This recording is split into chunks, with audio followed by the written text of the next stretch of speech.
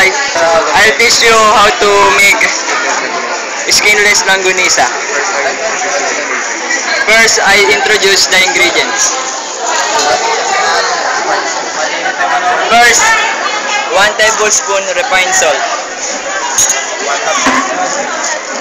1 teaspoon curing salt,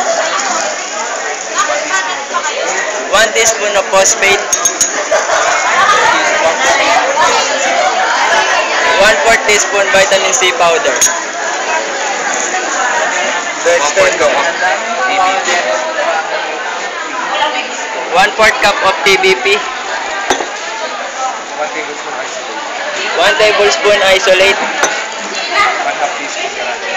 1/2 teaspoon Karajanan. 3/4 cup refined sugar. This is the garlic pepper. 1/2 tablespoon. This is the garlic chop. 2 tablespoon. 2 tablespoon of anisado wine. 2 tablespoon of pineapple juice.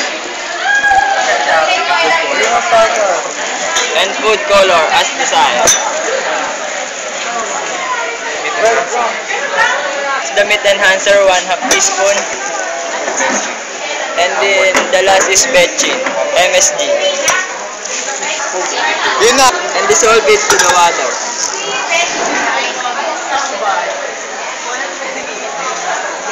Ganahan mo na kung saan.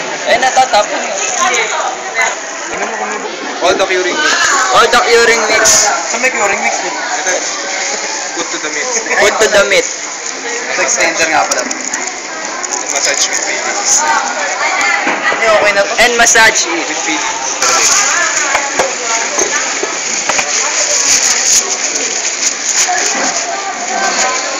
Pwede na yan.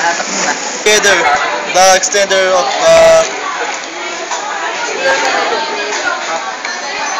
and after the mix all extender to the meat.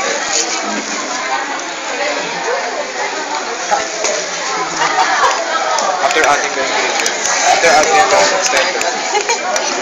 After adding the extender, massage it very well.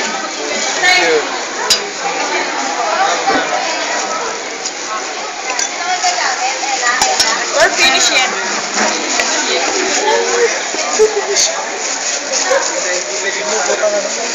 Gago, ayos yan. Nakatotoo.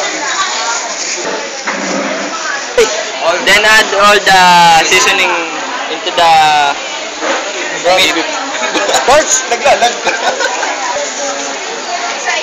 Mix mo na yun. Mini-mix mo na. Mix it. Di ba? Put the black pepper. Mixed already.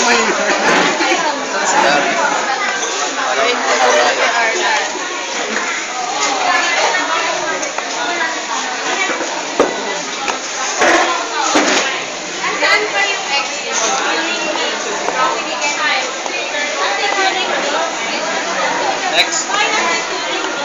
Put the garlic. Oh, tubig. Chop garlic. And mix it very well.